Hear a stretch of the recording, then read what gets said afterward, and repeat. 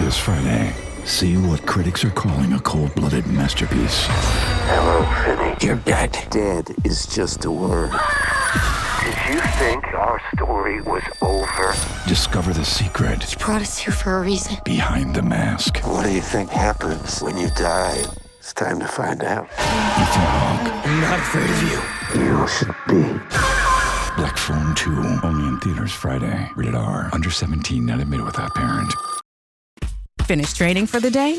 Time to fight post-workout fatigue with Core Power Protein Shakes. They're packed with 26 grams of high-quality protein to build muscle and electrolytes to help hydrate. The nutrition you need to help your body replenish, rebuild, and repair post-workout so you can power on to the next one. Champion your recovery with Core Power. Visit corepower.com to learn more. Hi, it's Dave here. This is my wife, Kathy. Hello. This is the Cinemal, the podcast where we walk home from the movies. But today we're watching a Netflix thriller from a book that probably came out in airports 10 years ago. The Woman in Cabin 10. Now, there's a spate of things titled like this. Obviously, famously, The Girl on the Train. There was the woman in the window. There was the girl on aisle 10. There was the girl with the dragon at the tattoo. bottom of the basement. There was a lot of things called The Girl, the Woman. Obviously, of course, Carrie Bradshaw's book famously as well has a character called The Woman.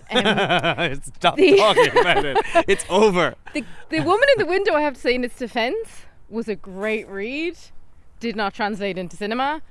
Which one was that? Was that Amy Adams? Yeah, that wasn't a great film. But the book was a great read. The film was disappointing. The Girl on the Train. Not a great film either. The film, I have seen the play recently with Laura Whitmer, which I enjoyed, and I have read the book. They've really rinsed that one now. So this is one I've not read though. So I actually think it's better to come to one of these things having not read it.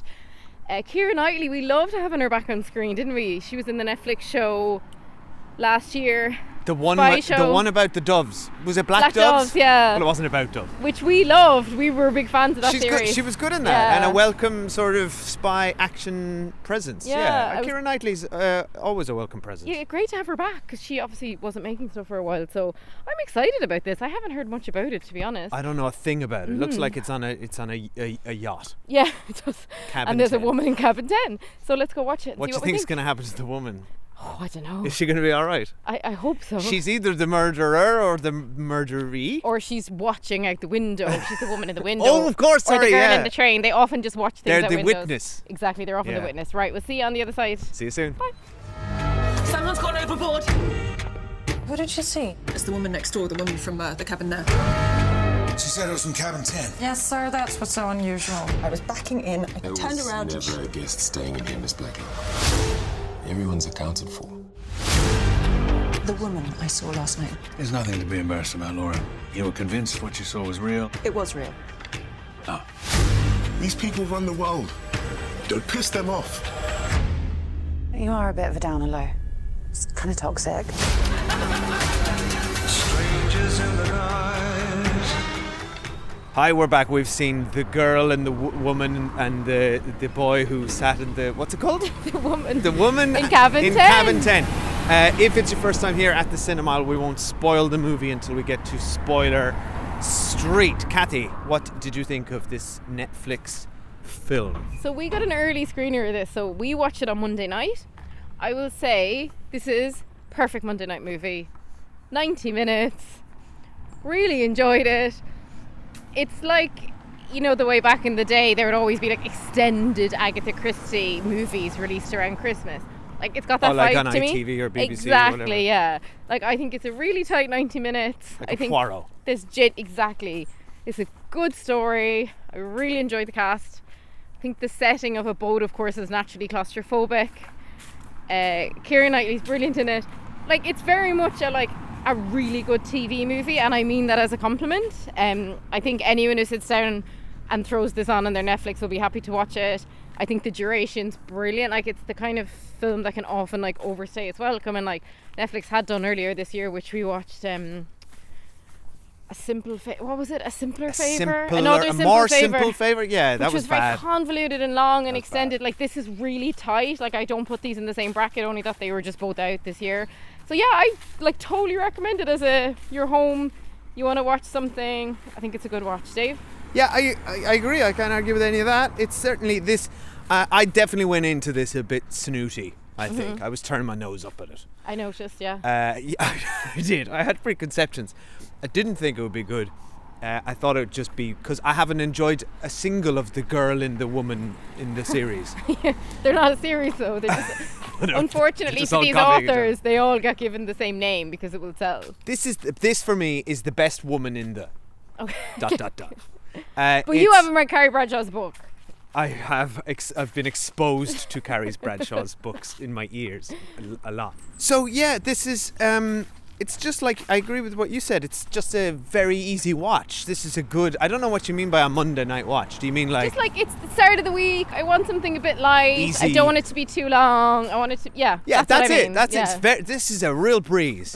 I think it nipped along. I enjoyed it from minute to end. I have some quibbles which I'll get to, but Keira Knightley is solid. I felt her paranoia. I felt her stress. I felt the claustrophobia. So the movie has a vibe. It translated the vibe successfully.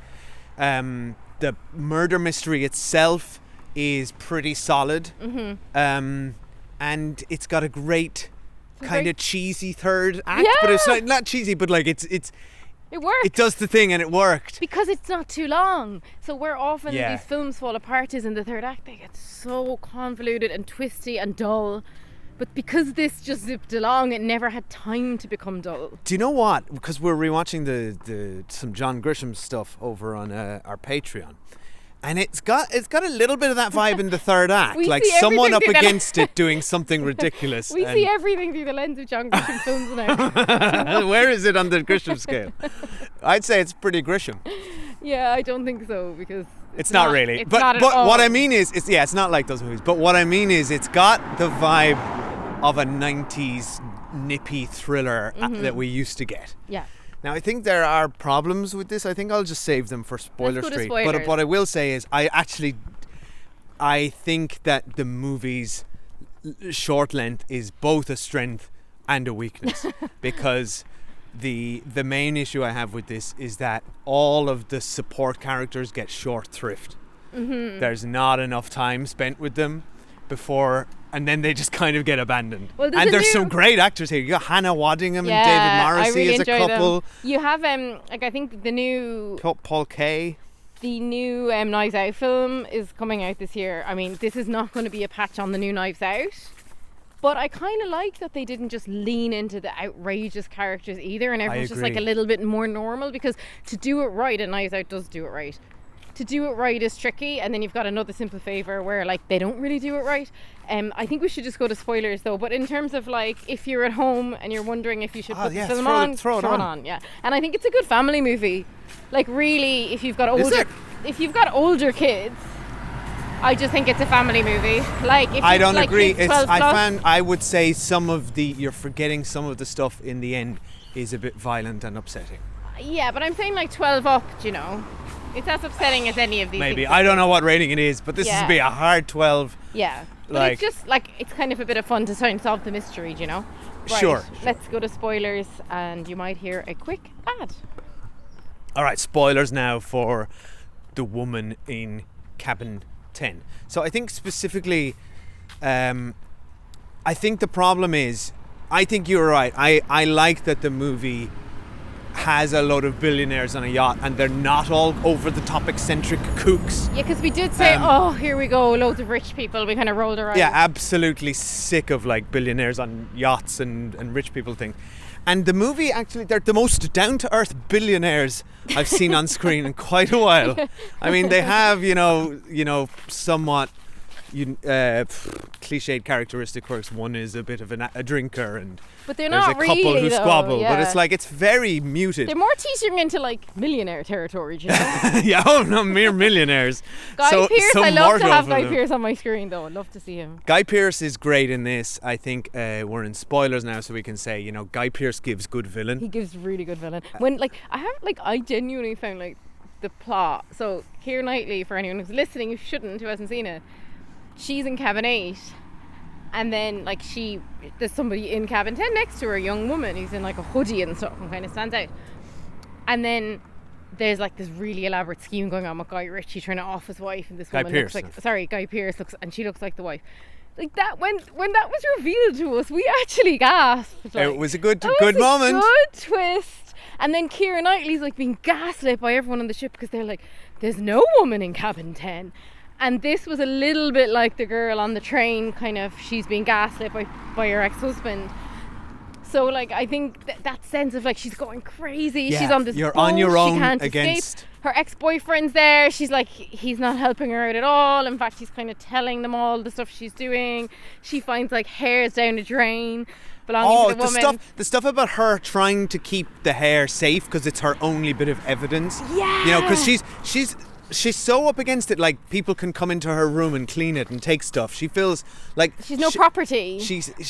I felt the paranoia and trap sense. It was almost like George Orwellian 1984 kind of stuff, where you're really like, good. You have to keep this stuff secret. And she's just wandering around the ship, and everyone's like, you're fucking crazy. And when she got pushed in, I thought, to the water was pretty really good. Yeah. Like I thought the action scenes in this are quite thrilling. Yeah. I found like I was really tense in the final act where the doctor's trying to inject her and then her boyfriend saves her. It's all stuff we've seen before, but it's well executed. But it works, yeah. And I think it works because the film's very well made, I think very tight, but also Keira Knightley's so good. I've a sense here that it feels very trimmed back, and the 90 minutes does lend to it just being a breeze, but it's kind of almost like the big reveal happens, I think, an hour in. So we've got the third half, the third is just, you know, how are we going to take Guy Pearce down? And all that's great. Really good, don't get me wrong. All that's great. And that's what I mean by that old 90s thriller thing where you know who the victim is and then you do a I gotcha moment in front of everyone. I loved the I gotcha. Loved it. But it means you've only got, what are we talking, 20 to 25 minutes of kind of setup. Then Act 2 is where the problem is, where you've 35 minutes of kind of getting to know these characters and twisties and turnies, but the majority of the time you're spending with Keira Knightley in her head in this claustrophobic setting, which is the right move. But you've all these supporting characters who I think the movie, and probably the book had this, are meant to be murder suspects. And at no time do we get any interesting red herrings, any interesting, oh my God, it must be this person. Do you know what I mean? The book, a good murder mystery would lean into giving you little breadcrumbs like, oh, but wait a second, this person I know what you mean. You know, it tries a bit of that, like, oh, you were at a party with the girl in the blonde. It's partially because we're kind of in her head the whole time. See, I still prefer it this way though, because I would be, if this film was 20 minutes longer, I know I'd be out here slating it, because most films don't do that well enough to warrant the runtime. And also they obviously made a decision earlier on not to make these other cast and crew our suspects. I think the suspect was the doctor, who was a great villain. He gets a bit to do. Her boyfriend was the suspect, Guy Pearce, and of course then the wife herself. Now you've got Daniel Ings here from Love Sick, playing this sort of his typical sort of over-the-top playboy billionaire person. Like, I feel like he didn't get enough to do.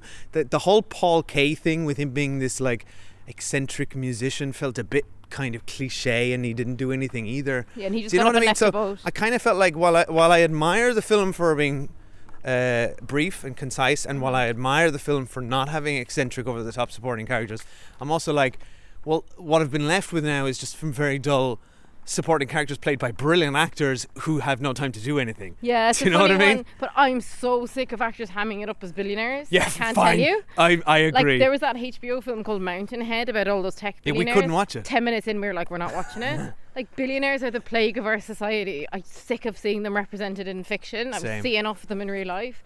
So overall, it's definitely thumbs up for me. Our neighbourhood is filled with billionaires. I'm recommending it to everyone. I'm literally saying, throw it on, you'd enjoy it, it's a good Netflix film. Like, you know, it's not going to win any Oscars. Do you know, that's an interesting thing, just a final point, a good Netflix film. I think that's an important distinction here, because I feel like Netflix branded films and Netflix produced films have a low quality bar on average. There's some rare gems, but this is certainly a cut above, I think. Absolutely. Anyway, thank you for listening. Let us know what you thought about The Woman in Cabin 10, and wherever you listen to podcasts, please rate and subscribe. We hugely appreciate it, and it really means a lot if you leave us 5 stars. Am I really not going to get any credit for the fact that I totally guessed what was happening? You did guess. You did guess. But you I didn't said quite to Kathy. You partially guessed. I know. I was halfway there. I said to Kathy, .1. I said that's not his wife. That's not the woman. However, I was pointing at the woman who actually was his wife, who hadn't been killed yet. You thought she arrived on the boat as a new person. Exactly. And I thought that because they were keeping her deliberately. Oh, she can't come to dinner. And she wasn't meeting any of the friends, so I was like saying, "Well, okay, so it's an actress playing her." So I almost had it, but I got to say, later when you spotted the clue with the medicine, to your credit, you said, "Hang on," she said she wasn't taking her medicine a minute ago. Dave, it's not really to my credit. Like the film signposted it. And then the other thing, the song, when she didn't know the song, I said to you then, but I'd given up on she's an actress theory. But I said to you jokingly, "Oh, maybe she is an actress and it's not her." And then I was right that time. You were right, Dave. Right. Thank you everyone for listening, and come over to patreon.com/thecinema to listen to our monthly retro movie reviews. We're about to watch a Robert Redford movie. We do a lot of TV reviews, so we're currently reviewing Task as well. Yeah, you can vote on the Robert Redford movie you want to watch. Patreon.com/thecinema. Bye. Bye. Straight